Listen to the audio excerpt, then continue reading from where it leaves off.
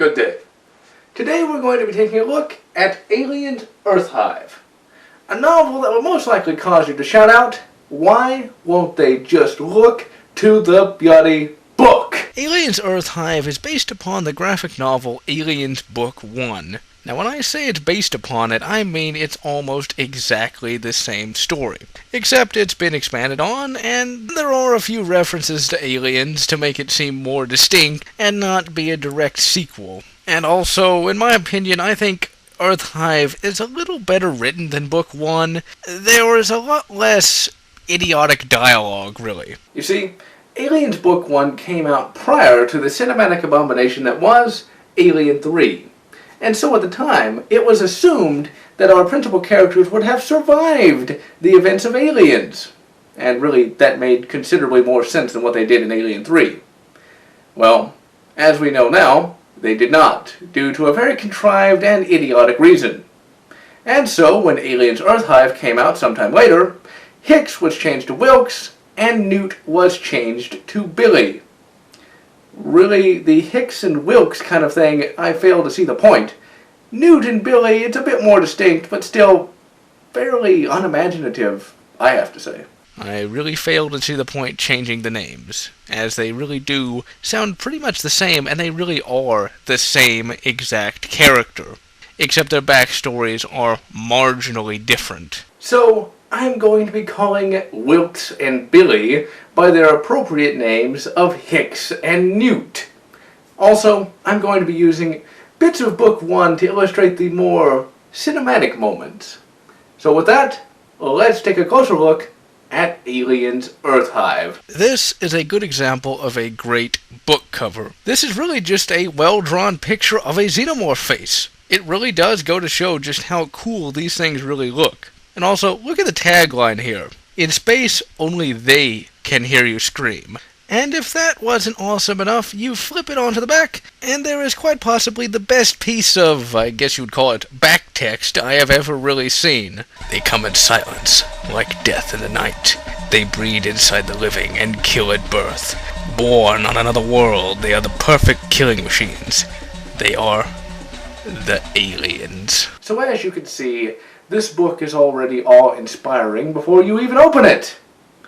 So with that, let's crack open this most hallowed tome and take a look. The novel begins in a rather appropriate manner. It introduces our two main characters, Hicks and Newt, while they are having nightmares. We learn she is still plagued by memories of the Dutton Incident. We also learn that she has been institutionalized since she returned to Earth. And we also learn that she aged rather well. Later, we are introduced to Hicks, and he has not aged well at all. Michael Bine, what happened to you? Now, he still has nightmares of the Dutton Incident as well, and it is due to those memories that he has basically become the platoon crud, constantly getting into fights and being stoned and disorderly and things of that nature. And of course, prior to the Dutton mission, he had a fairly spotless military record. I guess nobody really won after Aliens. We got stuck with Alien 3, Newt got institutionalized, Hicks became the platoon crud, and Ripley, I think she retired in Orbit 5.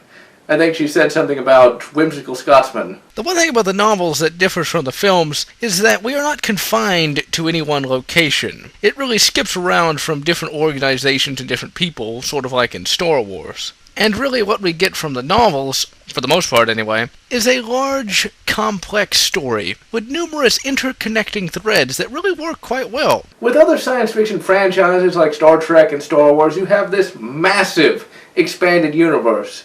But with Aliens, you really only learn more about the universe itself from the first 3 Alien novels, as the later ones are a bit more self-contained like the films. After we are introduced to our primary protagonists, we head out into Earth orbit and find the Coast Guard cutter named the Dutton is preparing to destroy a derelict spacecraft. It is here that we learn that the Earth government is just about as dumb in the future as it is today. You see, as of right now, there's a pretty large junk belt orbiting the planet. But that junk is fairly small, and none of it's really all that dangerous. But apparently in the future, there are just massive hulks orbiting the planet.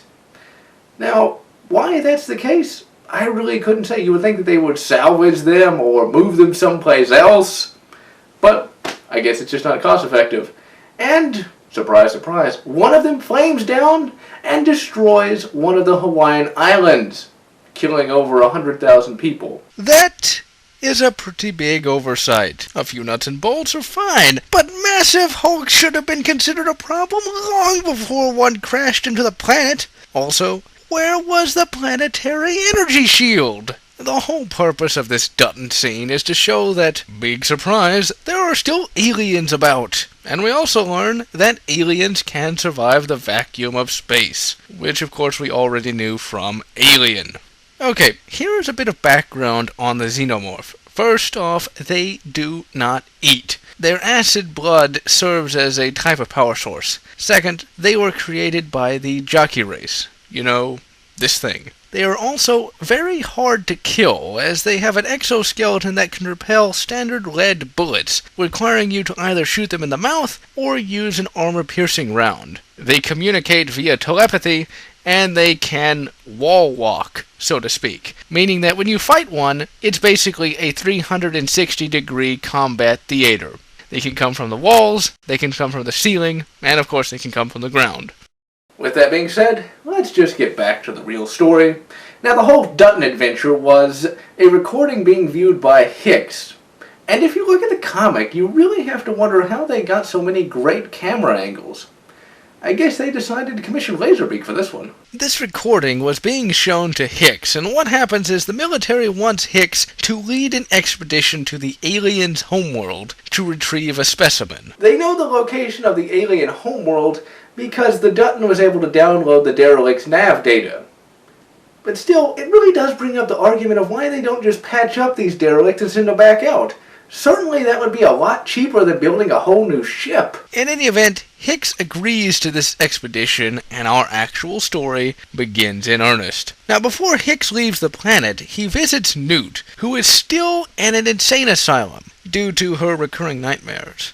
Now, she is basically being kept doped up all the time, meaning her entire waking moments are spent in a chemical fog. Well, it gets considerably worse for Newt, as the illustrious medical professionals think they can help her by lasering portions of her brain, saying that there might be some collateral damage like memory loss. Healthcare of the future! When Hicks visits her, she quite understandably pleads to him for assistance. I have a feeling there's going to be an awesome action scene in the future. Now, if you recall from Aliens, the commanding officer was fairly green and really not all that useful. Look, we can't have any firing in there. I want you to collect magazines from everybody. The commanding officer here is considerably worse. You see, he's a desk colonel who was given a field commission by a Terran security agent.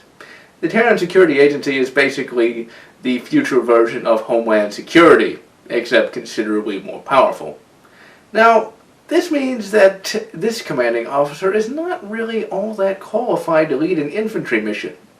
Also, he does pretty much the same thing that Gorman did in Aliens. You see, Hicks was going to have plasma rifles issued to the expedition team. The Phased Plasma Infantry Gun, or PIG for short, is a weapon that is in every way superior to the pulse rifle, as it is able to penetrate the flank armor of a tank at 1,000 meters. Unfortunately, he is overruled in this matter, and so the weapons that they take are the standard Aramat M41A 10mm caseless carbines. Now, these weapons are quite simply beautiful. They fire a 10mm explosive-tipped caseless round from a 100-round magazine. They have an underslung 30mm grenade launcher. Now, you will notice in science fiction from the early 90s that future militaries usually use 10mm carbines, and that's because in the early 90s the 10mm was thought to be the round.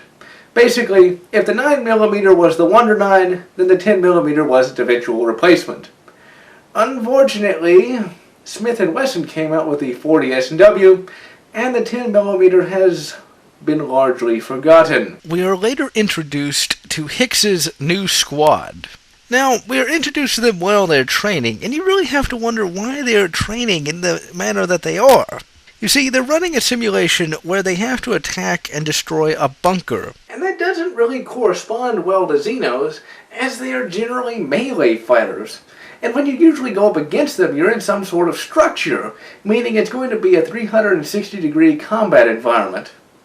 Also, one of the Marines is humorously named Bueller.